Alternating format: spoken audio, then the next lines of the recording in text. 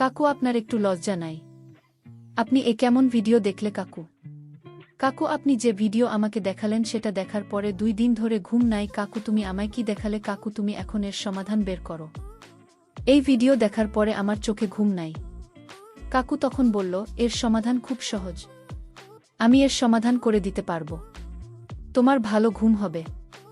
মা, আমি বললাম, তুমি বেহুশের মতো ঘুমোবে। আমি কাকুকে হতাশ হয়ে বললাম, কাকু আমি ঘুমাতে চাই, কি করলে আমার ঘুম আসবে? কেন তুমি আমায় ভিডিও দেখালে? কাকু তখন বলল, আজ রাতে তুই আমার ঘরে আমার জন্য একটি চা নিয়ে আসিস। তারপর আমি তো সমস্ত সমস্যার সমাধান করে দিব। আমি যখন রাতে কাকুর জন্য চা নিয়ে ঘরে গেলাম, তখন কাকু বলল, তুমি বিছানায় চুপ করে শুয়ে পড়। আমি কাকুকে বললাম, কাকু আপনার রুমে আমি থাকব কেন? কাকু তখন বলল, তুমি যদি ঘুম চাও তাহলে আমার এই বিছানায় শুয়ে পড়ো। তারপর আমি যখন বিছানায় শুয়ে পড়লাম, তারপর কাকু আমার সাথে সারা রাত ধরে। বন্ধুরা, আমার নাম সালমা। এখন আমার বয়স মাত্র 14 কি 15 বছর হবে। আমি এবার 8ম শ্রেণী পাশ করেছি। আমার পড়ার খুব শখ ছিল, কিন্তু বাবা আমার লেখাপড়ার বিপক্ষে ছিলেন। আমি আমার মা এবং কাকাকে বললাম, আমি আরও পড়াশোনা করতে চাই। তাই এখন আপনারা দুজনেই আমাকে সাহায্য করুন এবং আমার বাবাকে রাজি করান। কাকার দিক থেকে অনেক চেষ্টা করেছিল, কিন্তু বাবা কিছুতেই রাজি হচ্ছিল না। কারণ সে বলতো, আজকাল স্কুলে পড়াশোনা কম আর প্রেম প্রীতি বেশি হয়। তখন কাকা বাবাকে বুঝিয়ে একভাবে আমার গ্যারান্টি নিলেন যে আমি এরকম কিছু করব না, শুধু পড়ালেখার করব। তখনই বাবা আমার স্কুলে পড়তে দিতে রাজি হন। আর কাকে বলেন, আজ থেকে সালমার দায়িত্ব তোমার। যদি সে এমন কিছু করে যা এই ঘর পরিবারের সম্মান ক্ষুণ্ণ করে, তাহলে সালমার সাথে তোমার ভালো হবে না।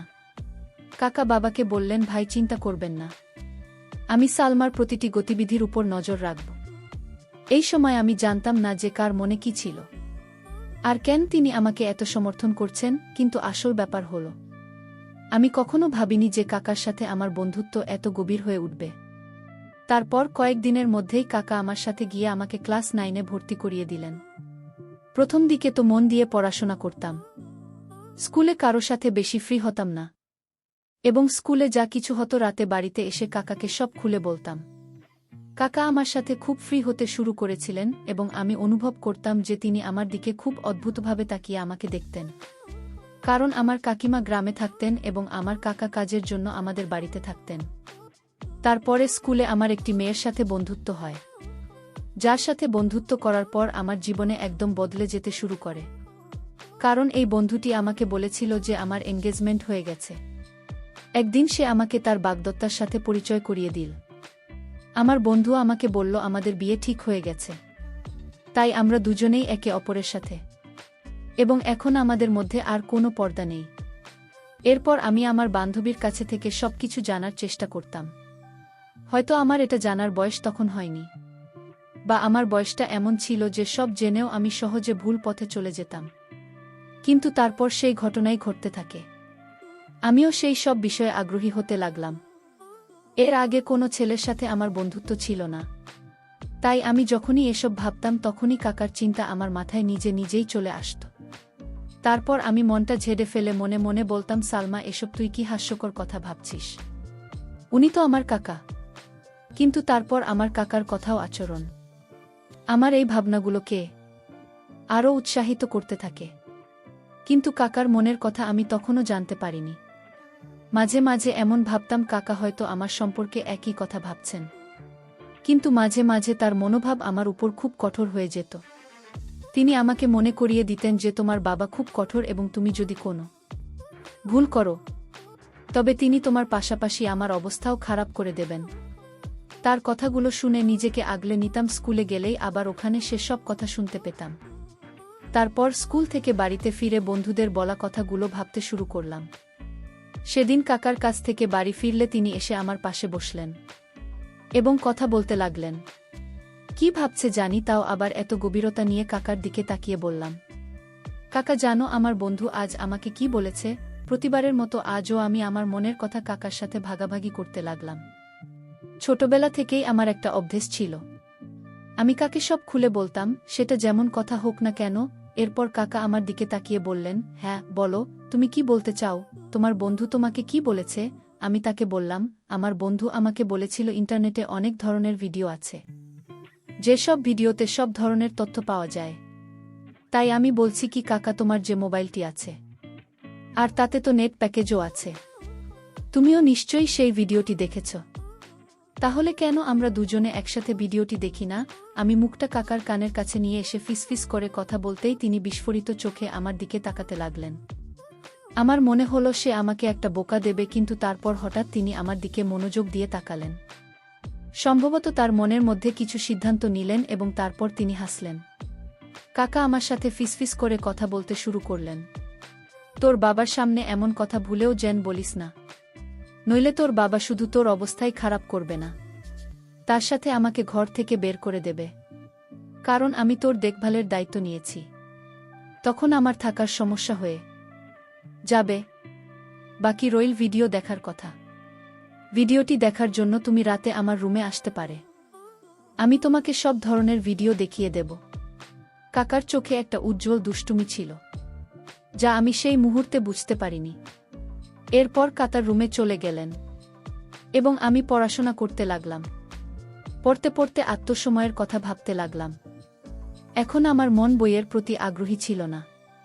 আর আমি ভাবতে লাগলাম আজ রাতে কি ভিডিও দেখা হবে তো, কিন্তু পড়াশোনা করাটাও খুব জরুরি, কারণ কাকা পড়াশোনার ব্যাপারে খুব কড়া এবং আমাকে বলতেন তোমার পড়াশোনা আগে।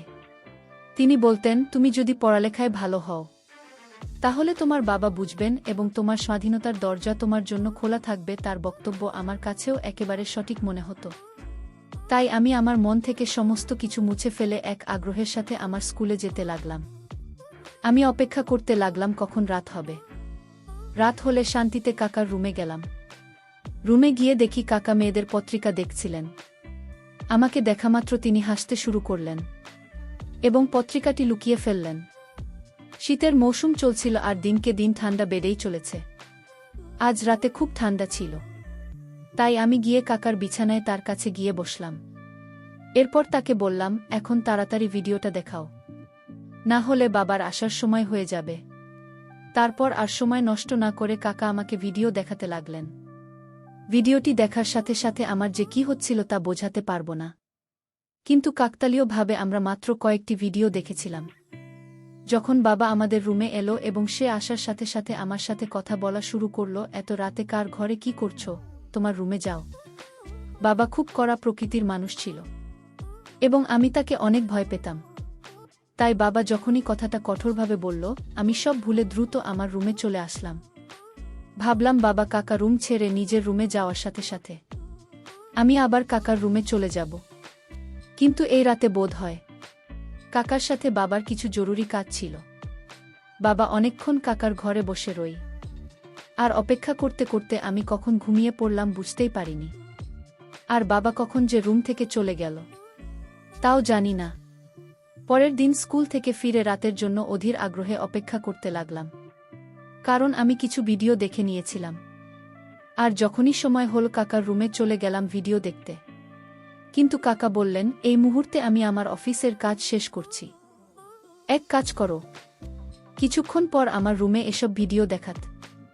সকাল থেকেই ভিডিও দেখার জন্য আগ্রহী হয়ে বসেছিলাম, তাই কাকার উপর একটু রাগ করে বসে রইলাম। আমার মোবাইলে হোয়াটসঅ্যাপ ইনস্টল করা হয়েছিল। তখন একটি নতুন নম্বর থেকে একটি মেসেজ এল। তার পাঠানো ছবি দেখে আমার চোখ বিস্ফোরিত হয়ে ওঠে। আমি শুধু সেই ছবিটি দেখছিলাম যখন সেই লোকটির কাছ থেকে মেসেজ আসতে শুরু করে। সে মেসেজ করেছিল, আমি তাকে একইভাবে উত্তর দিতে শুরু করলাম। তখন আমার মনে হলো আমার এই টাকাকে জানানো উচিত। আমি তখনই কাকার রুমে চলে গেলাম, কিন্তু তার রুমের দরজা বন্ধ থাকায় আমি আমার রুমে ফিরে এসে সেই অচেনা ছেলেটির সাথে কথা বলতে লাগলাম। তখন মোবাইলে মেসেজে কথা বলছিলাম। আমি যখন তাকে বললাম, আমি তোমাকে দেখতে চাই, এরপর আমি তাকে ভিডিও কলে কথা বলতে বললাম, কিন্তু সে অস্বীকার করল। এমন সময় রুম থেকে বের হতেই চোখ কলকাতার দিকে। এ সময় তিনি তার ঘর থেকে বের হয়ে ছাদের সিঁড়ি দিয়ে উপরে উঠেছিলেন। তার হাতে একটি মোবাইল ছিল। রাতের এই সময়ে তিনি কেন ছাদে যাচ্ছেন তা ভাবলাম। রাত তখন 1টা বাজে। আমার ঘুম আসছিল না, কিন্তু আমার মনে একটা সন্দেহ জেগেছিল যে কাকা আমাকে নতুন নম্বর থেকে মেসেজ করছেন। আচ্ছা, এইসব ভাবতে ভাবতে আর কাকার কথা ভাবতে ভাবতে কখন যে ঘুমের মধ্যে হারিয়ে গিয়েছিলাম জানি না। আর একটা স্বপ্ন দেখলাম যেটাতে কাকা আমার সাথে ছিলেন। তখনই আমার চোখ খুলে গেল।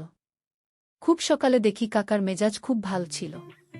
তিনি হাসছিলেন এবং আমার সাথে কথা বলছিলেন।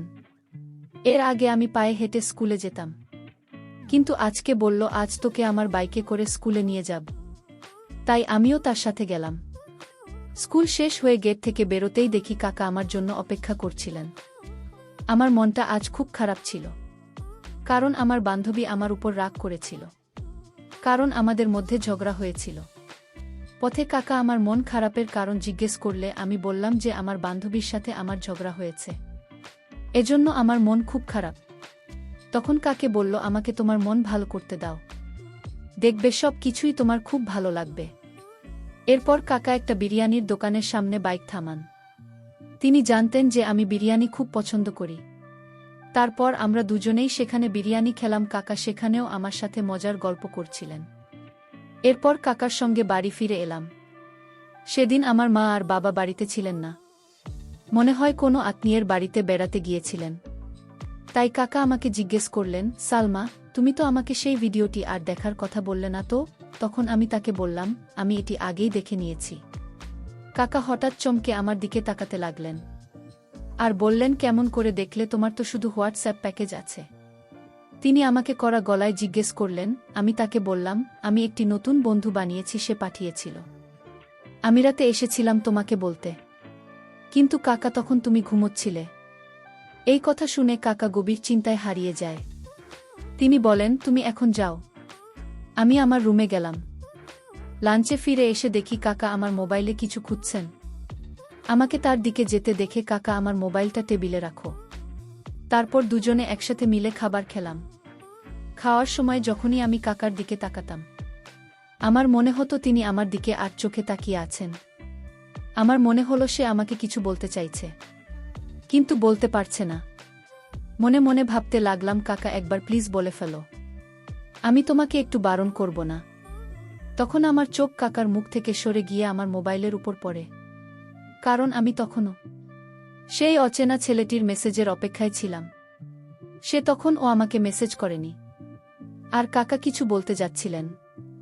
তখন আমি মোবাইলটা তুলে নিজেই সেই নম্বরে মেসেজ করতে লাগলাম, কিন্তু কাকা আমার হাত থেকে মোবাইলটা ছিনিয়ে নেয়। আমি ভেবেছিলাম সে হয়তো রাগ করছে। তখন কাকা বললেন, সালমা, খাওয়ার সময় মোবাইল ব্যবহার করা মোটেও ভালো কাজ না, তাই মোবাইলটা এখন আমার হাতে দাও। এই বলে সে আমার মোবাইলটা নিজের কাছে রাখ। আমি তাড়াতাড়ি খাওয়া শেষ করে কাকাকে বললাম, এবার তো আমার মোবাইলটা আমাকে ফিরিয়ে দাও।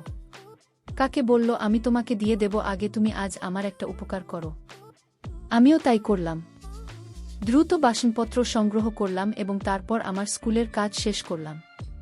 এরপর রাত 2টা বাজতে আমি কাকার রুমে এসে তাকে বলতে লাগলাম, কাকা, এখন আমার মোবাইলটা দাও, আমার সেই বন্ধুর সাথে কথা বলবো। কাকা বললেন, আমার খুব মাথা ব্যথা হচ্ছে, যা আগে আমার জন্য সুন্দর করে একটা চা বানিয়ে নিয়ে আসো। কিছুক্ষণ পর চা বানাতে গেলাম।